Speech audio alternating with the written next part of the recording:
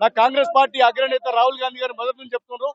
ఇటీవల జరిగిన శాసనసభ ఎన్నికల అనంతరం ఈ దేశంలో సామాన్య ప్రజల నడ్డి విరిచే ప్రయత్నం మోడీ గారు చేస్తున్నారు. దాంట్లో భాగంగానే ఎన్నికల ఫలితాలు వెలువడిన వెంటనే పెట్రోల్ గాని, డీజిల్ గాని, గ్యాస్ ధరలు పెంచి ఇలా పేద ప్రజల నడ్డి విరుస్తున్నారు నరేంద్ర మోడీ గారు.